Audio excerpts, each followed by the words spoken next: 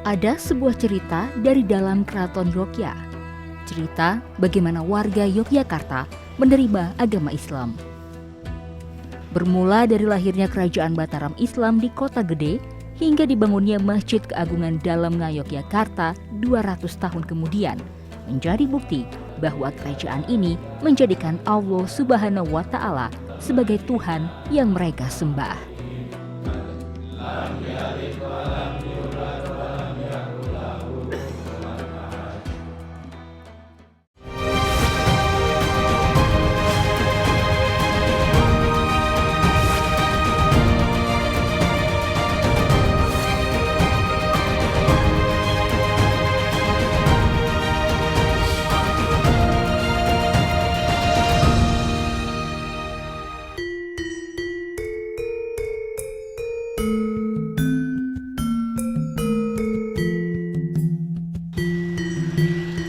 Sejak pagi, para abdi dalam jaler atau abdi laki-laki Keraton Ngayogyakarta berkumpul di teras halaman Masjid Gede Mataram, Kota Gede, Yogyakarta.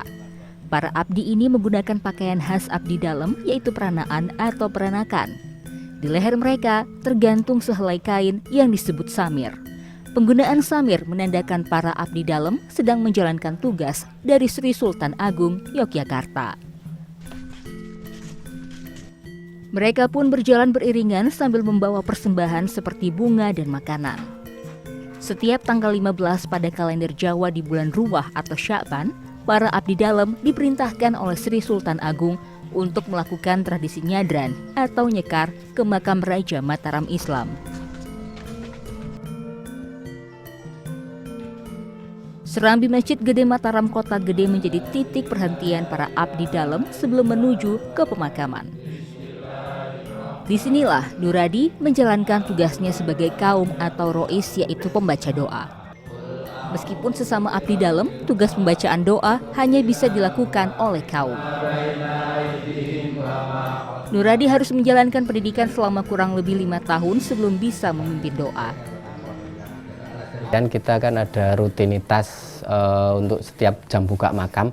Itu ada tahlil sebelum makam itu dibuka, ada tahlil atau kewajiban dari tahlil dzikir, kewajiban abdi dalam untuk mendoakan yang di dalam. Semua pendiri Mataram itu bersama-sama, baik abdi dalam Yogyakarta dengan abdi dalam Surakarta. Jadi kita rutinitas itu diadakan, jadi kita akan sedikit banyak bisa mengolah kemampuan gitu.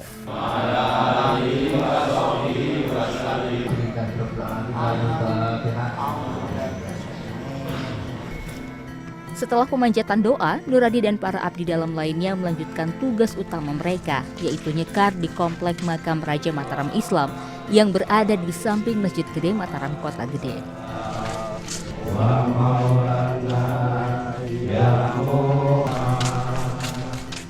Menjadi kaum, rois atau pendoa adalah bentuk pengabdian dan pelayanan Nuradi kepada sang leluhur. 10 tahun sudah ia menggeluti profesi ini. Kan itu juga ada pembacaan dalam bahasa Jawa dan juga tadi ada doa-doa dalam bahasa Arab juga. Nah, kalau dalam bahasa Jawa tadi itu apakah doa khusus atau apa artinya, Pak? Itu kalau yang dalam bahasa Jawa itu pada intinya sama dengan yang dibacakan dengan bahasa Arab. Itu pada intinya untuk mendoakan yang sudah meninggal, yang pada intinya pada Raja-Raja Mataram, para pendiri Mataram, lalu kepada umat muslim yang sudah meninggal juga semua. Di dalam pemakaman ini terdapat lebih dari 600 makam. Pemakaman ini adalah tempat sakral dan bersejarah bagi masyarakat Yogya. Di sini terbaring pendiri kerajaan Mataram Islam, yaitu Ki Ageng Pemanahan dan anaknya yang merupakan Raja Mataram Islam pertama, Raja Panembahan Senopati atau Raden Mas Sutowijoyo. Nyadran ini hanya dilakukan oleh para abdi dalam dan hanya bagi kaum pria saja. Bagi masyarakat biasa seperti saya misalnya yang ingin masuk atau ziarah ke dalam makam dari para raja ini harus menggunakan pakaian tradisional seperti kemben dan juga kain jarik.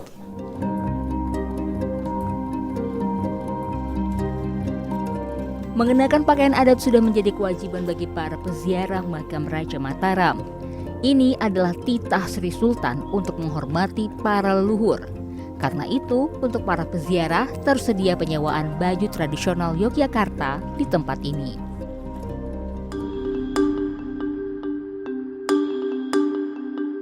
Kota Gede adalah titik awal penyebaran Islam di Yogyakarta. Wilayah ini dahulu dikenal sebagai Kota Mataram yang akhirnya menjadi sebuah kerajaan Islam, yaitu Kerajaan Mataram Islam dengan Panembahan Senopati sebagai rajanya. Panembahan Senopati merupakan putra Ki Ageng Pemanahan, seorang tokoh sejarah yang berperan besar dalam penyebaran Islam di Kota Gede. Meski begitu, berdasarkan penelitian, ditemukan bahwa sebelum Ki Ageng Pemanahan menduduki Kota Gede pada abad ke-16, penjajakan Islam sudah dimulai sejak akhir abad ke-15 di wilayah selatan Jawa. Artinya, tatanan Islam di Tlatah Mataram ini memang sudah disiapkan sejak akhir abad ke-15 atau 1400 akhir, sudah diperintahkan oleh para wali untuk masuk di wilayah sini dan kemudian 1500 pertengahan dia menjadi sebuah negara baru yang menggantikan Pajang begitu. Kiai Ageng Pemanahan ini memang sudah diberikan isyarat oleh Sunan Giri bahwa beliau inilah yang nanti akan menurunkan keturunan besar menjadi raja pasca Pajang ya. Itu tercatat di berbagai cerita, terutama literatur Babat ya, Babat yang tersimpan di keraton. Ki Ageng Pemanahan merupakan murid Sunan Kalijaga, salah satu wali Songo yang terkenal dengan metode penyebaran Islam melalui pendekatan budaya dan seni. Hal yang sama juga diterapkan Ki Pemanahan di Kota Gede. Pintu gerbang ini dibangun menyerupai pura untuk berbaur dengan agama Hindu Buddha yang masih cukup kental kala itu. Tapi kalau kita lihat lebih teliti, di atas dari gapura ini ada terlihat 5 susun yang bermakna 5 rukun Islam. Tak hanya bangunan, baju peranaan pun menyeratkan sejumlah makna. Seperti 5 buah kancing pada lengan yang bermakna rukun Islam dan 6 kancing di bagian leher yang menandakan rukun iman. Berdirinya Kerajaan Mataram Islam ditandai dengan dibangunnya Masjid Agung Mataram Kota Gede pada 1587. Masjid ini bergaya Jawa tradisional, berbentuk limasan dan terdiri atas 2 ruangan yaitu bagian serambi dan bangunan utama. Masjid ini pun sudah beberapa kali melalui proses pemugaran. Masjid Mataram Kota Gede ini dibangun pada tahun 1587 dan kalau mau lihat seperti apa kala itu aslinya itu adalah seperti ini. Ini adalah dinding asli ya Pak ya? Dinding asli, dan sekarang betul. dibingkai. Supaya apa nih Pak dibingkai? Itu dibingkai untuk diperlihatkan kepada anak cucu besok bahwa Masjid Mataram itu aslinya seperti itu dulu. Begitu. Jadi yang khusus bagian ini dibiarkan seperti ini? Dibiarkan seperti itu. Merupakan penerus kerajaan Demak, masjid ini juga memiliki 4 sokok atau pilar yang berdiri kokoh menopang bangunan masjid. Pada 1926, masjid ini direnovasi secara besar-besaran oleh Susuhunan Pakubuwono ke-10 yang masih merupakan keturunan Raja Mataram Islam. Hal ini ditandai dengan berdirinya sebuah tugu berwarna hijau di halaman masjid.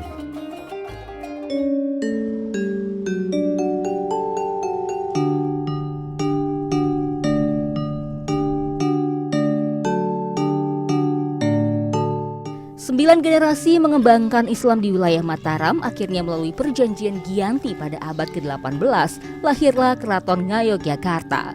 Sri Sultan Hamengkubuwono pertama mendirikan kagungan dalam Masjid Gede Keraton Ngayogyakarta Hadiningrat pada 1773 sebagai simbol kerajaan Islam. Setiap detail masjid ini menyeratkan sebuah makna.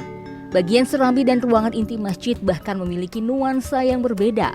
Serambi masjid terdiri atas 5 warna yang dominan, yaitu merah, putih, hitam, hijau, dan emas yang melambangkan 5 waktu sholat. Serambi ini dinamakan sebagai ruang dunia, sehingga lebih identik pada kegemerlapannya dunia. Sedangkan di dalam dia disebut sebagai ruang tauhid, ruang tempat untuk mengolah, untuk menyembah kepada sesembahan kita, kepada Allah, yaitu Di dalam, sehingga di sana terlebih identik ke warna polos.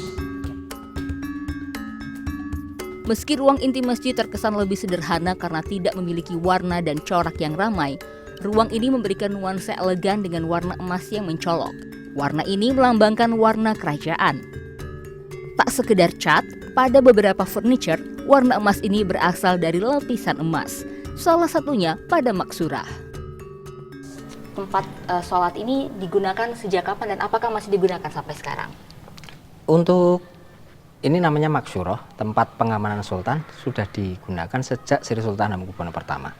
Hanya dalam sejarah tercatat bahwasanya hanya dipakai sampai ke-8. Ketika 9 dan 10 sudah tidak memakai ini, tapi sudah mulai membaur dengan masyarakat. Pendirian masjid kala itu merupakan simbol tatanan keislaman. Para wali ini mengikuti jejak Nabi Muhammad yang mendirikan Masjid Nabawi saat membangun kota Madinah.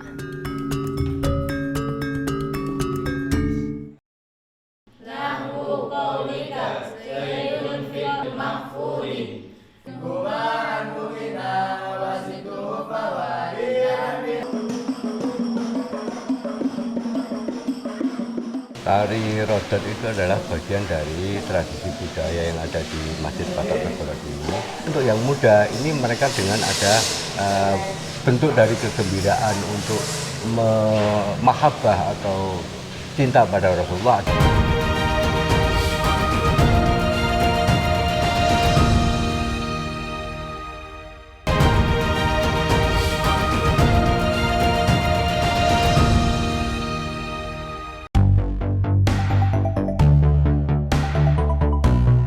Sebuah negara atau wilayah biasanya ditandai dengan batas atau patok wilayah, tak terkecuali Keraton Yogyakarta.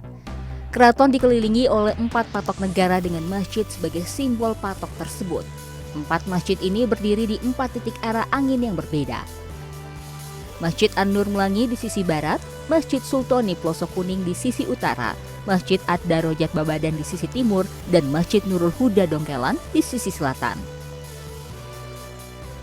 Dari keempat masjid tersebut, Masjid An-Nur Melangi Kecamatan Gamping, Sleman merupakan masjid patok negara yang pertama kali dibangun, yaitu pada 1723. Bahkan menurut beberapa catatan, masjid ini didirikan 30 tahun sebelum Masjid Keagungan Dalam Keraton Yogyakarta berdiri. Yang pertama kali dibangun, kalau melihat kronologi, ya ini sebelum Keraton Ngayogyakarta berdiri, Masjid di Melangi itu disebut di dalam satu temuan 1723. Jadi itu jauh sebelum sekitar 30 tahun sebelum Keraton Ngayogyakarta ini. Masjid An-Nur Melangi berdiri di atas tanah seluas 1000 meter persegi. Masjid ini memiliki 3 ruangan terpisah, yaitu serambi, ruangan inti, dan ruang khusus wanita. Jadi seperti inilah cara memasuki Masjid Nur Iman Patok Negara Melangi. Nah, ini adalah masjid pertama patok negara yang dibangun di Yogyakarta. Jadi kakinya itu harus dibersihkan terlebih dahulu, dibasuh, baru bisa masuk ke dalam masjid.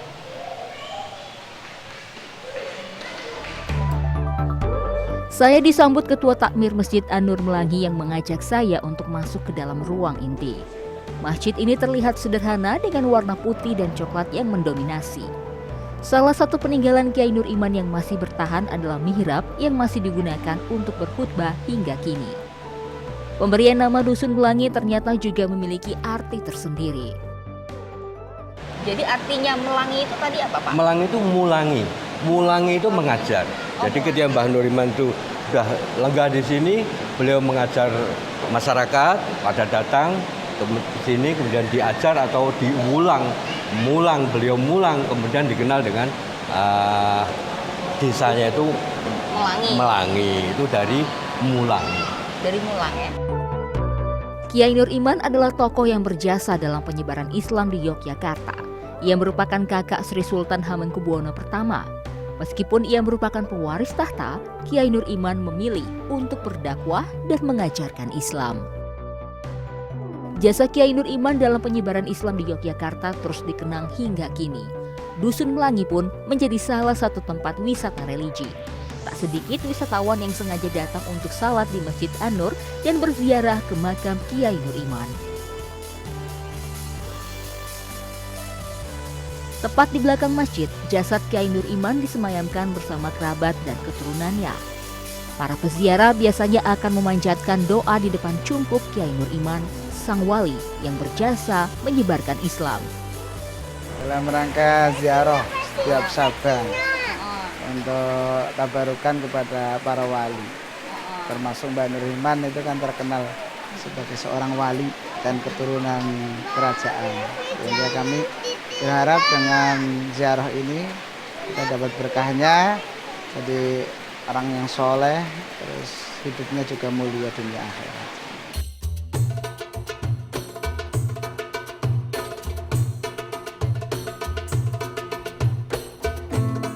Seperti namanya, Melangi atau Mulangi yang berarti mengajar, maka tak mengherankan jika dusun ini memiliki 17 pesantren dan disebut sebagai desa para santri.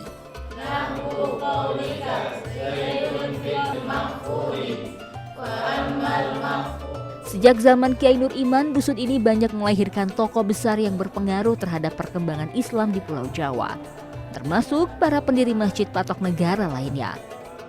Santri-santri, pria dan wanita datang dari berbagai daerah di Indonesia untuk mendalami agama Islam di tempat ini. Tak hanya belajar agama, di Dusun Melangi para santri mendapat pendidikan karakter yang berbasis nilai keagamaan dan cara bermasyarakat. Metodologi pembelajaran khusus, ada pelajaran yang mungkin juga mencirikan Melangi, seperti ada Sorof Melangi, ada beberapa kitab karya Mbah Kiai Nur Iman. Kemudian juga ada aspek pendidikan karakter yang berbasis nilai-nilai kemelangian tadi. Dan kemudian kalau di Melangi ini ya karena terintegrasi dengan masyarakat, maka sejak awal itu sudah ditempa untuk berinteraksi, untuk berorganisasi, untuk bergaul dengan masyarakat.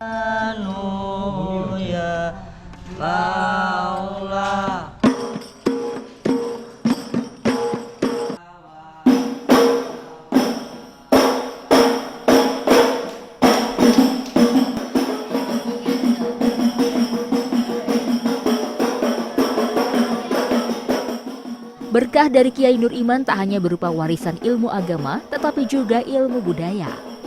Tradisi budaya yang berkaitan dengan Islam masih terjaga di Melangi karena terus diajarkan di seluruh pesantren Dusun Melangi. Tak hanya sebagai bentuk pelestarian, tetapi juga dianggap sebagai cara untuk memuliakan Allah. Salah satunya adalah tradisi rodat. Rodat merupakan sebuah kesenian tradisional di kalangan umat Islam. Tarian rodat ini dilakukan oleh anak-anak dan remaja pria. Pak, bisa dijelaskan apakah ada makna dari tari rodat ini, Pak? Ya, tari rodat itu adalah bagian dari tradisi budaya yang ada di Masjid Patok Negara ini. Yang untuk tua sebenarnya ada tuh, yang tua itu mereka menggunakan suara perut ya. Tapi untuk yang muda ini mereka dengan ada bentuk dari kegembiraan untuk mahabbah atau cinta pada Rasulullah adalah dengan tari-tarian. Berasal dari bahasa Arab yaitu kata roda yang bermakna bolak-balik. Para penari rodat ini menari ke arah kiri, kanan, atas, dan bawah untuk mengungkapkan kegembiraan dan kecintaan kepada Rasulullah.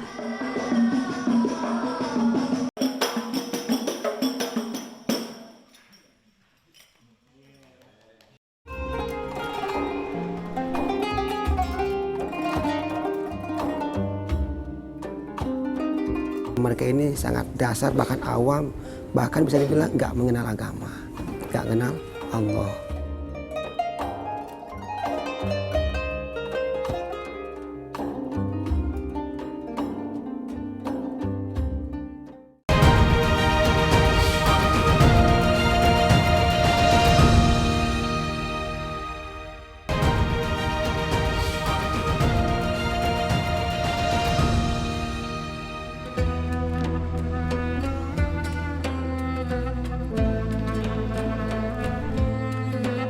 Ingin dekat dengan Sang Pencipta sudah cukup untuk menjadi sebuah alasan mempelajari ilmu agama. Kaya, miskin, sehat, sakit, bahkan keterbatasan fisik tidak menjadi halangan bagi mereka yang mau mendekatkan diri kepadanya. Seperti inilah suasana mengaji di pesantren Darul Asom. Kalau Anda biasanya mendengar saat orang mengaji itu penuh dengan suara yang lantang, keras, dan juga merdu, hal tersebut berbeda dengan yang ada di pesantren ini. Mereka melafalkan Al-Quran dengan bahasa isyarat. Ahmad Kurniawan adalah salah satu santri di pondok pesantren Darul Asom. Ia memiliki keterbatasan dalam pendengaran atau seorang tunarungu. Sebelum bergabung di pondok pesantren, Ahmad Kurniawan yang kini berusia 18 tahun mengaku dulu tidak mengenal sosok Tuhan. Di sini ia tak sendirian. Kakaknya Ahmad Dhani yang berusia 22 tahun juga merupakan seorang tunarungu. Kedua orang tua mereka tidak menguasai bahasa isyarat. Ayah mereka yang merupakan seorang pekerja di masjid tidak bisa mengenalkan mereka kepada Islam dan akhirnya memutuskan untuk memasukkan mereka ke pesantren Darul Asom. Bapak ibu saya ngajarin saya tapi saya nggak ngerti. Akhirnya mau belajar ilmu yang dipahami.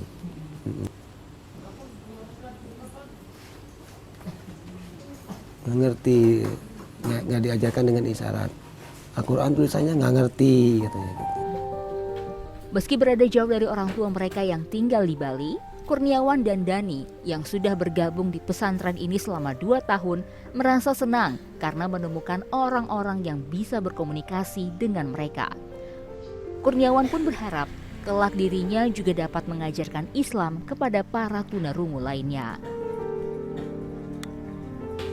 Di rumah saya dulu merasa bosan.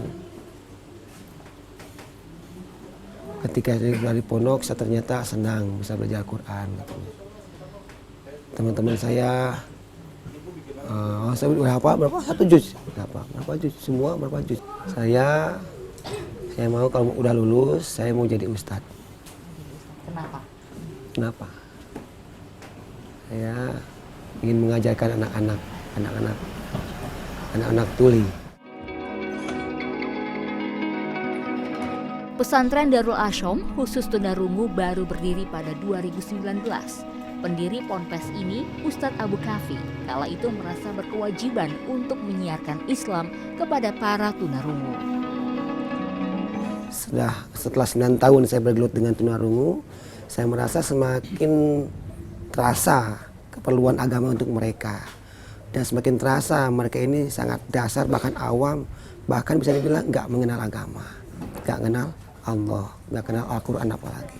Sejak saat itu saya udah kerisauan, udah mulai tambah lama tambah bikin nggak tenang saya. Akhirnya saya memberanikan diri untuk membuka kelas ngaji 7 tahun sampai 20 tahun. Akhirnya terbentuklah pondok di Yogyakarta ini. Berawal dari 8 santri, kini ponpes Darul Asom dihuni lebih dari 150 santri laki-laki dan perempuan. Para santri ini pun berasal dari berbagai wilayah di Indonesia dengan latar belakang keluarga yang berbeda-beda. Beberapa memiliki orang tua yang bahkan memiliki pesantren, namun mengalami kesulitan untuk mengajarkan agama kepada anak-anak mereka. Bahasa isyarat yang digunakan saat membaca Al-Quran dan sehari-hari memiliki perbedaan.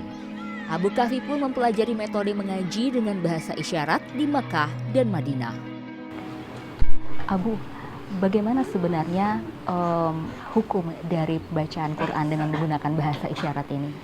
Ya, karena mereka tidak mendengar Al-Quran dan hanya melihat Al-Quran, maka amaliyah Al-Quran mereka itu memperlihatkan apa yang dia lihat. Kalau kita kan memperdengarkan dengan diucapkan, kalau mereka karena tidak mendengar, hanya melihat Al-Quran, maka memperlihatkan, yaitu dengan memperlihatkan dengan isyarat. Sama juga melafalkan kita dengan verbal, mereka dengan isyarat.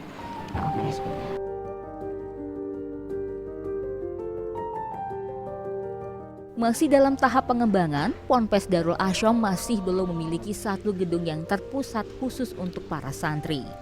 Beberapa rumah yang ditempati para santri di Jalan Sumatera, Condong Catur, Sleman, Yogyakarta masih berstatus sewa. Berbeda dengan tempat santri laki-laki, tempat tinggal untuk santri perempuan sudah menjadi milik Ponpes Darul Asyom. Pondok khusus perempuan ini berjarak 35 menit dari pondok santri yang terletak di Jalan Cangkringan, Kecamatan Kalasan, Sleman.